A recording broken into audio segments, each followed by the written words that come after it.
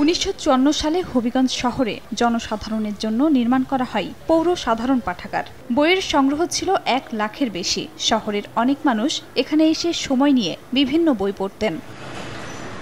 তবে সময় পরিবর্তনের সঙ্গে সঙ্গে পাঠাগারটিতে মানুষের আনাগোনা কমেছে। এলাকাবাসী বলছেন, দীর্ঘদিন ধরে প্রতিষ্ঠানটি ঠিকমতো পরিচালনা করা হয়নি। নানা অব্যবস্থাপনার পাশাপাশি করা হয়নি আধুনিকায়ন। এ কারণে পাঠকরা মুখ ফিরিয়ে নিয়েছেন। 12 বছর আগেও পাঠাগারটা যেভাবে অনেক জমজমাট ছিল, এখনকার তুলনায় তেমন একটা জমজমাট নাই। পাঠক নাই বলতে চলে।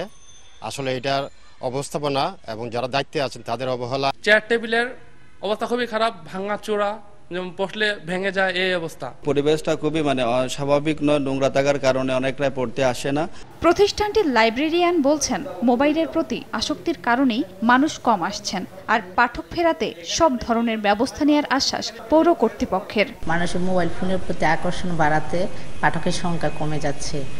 আমাদের কর্তৃপক্ষ চাচ্ছে যে পাঠাগারটা আরো অনেক সমৃদ্ধশালী করা হোক। এটি যাতে যথাযথভাবে কার্যকরী আরো করা যায়, পৌরসভার পক্ষ থেকে আমাদের যতটুকু করণীয় সহযোগিতা করার সেটা করা হবে। হবিগঞ্জ পৌর সাধারণ পাঠাগারে বর্তমানে জরাজীর্ণ 32টি চেয়ার, 4টি টেবিল এবং 32টি আলমিরা রয়েছে। সময় সংবাদ, হবিগঞ্জ।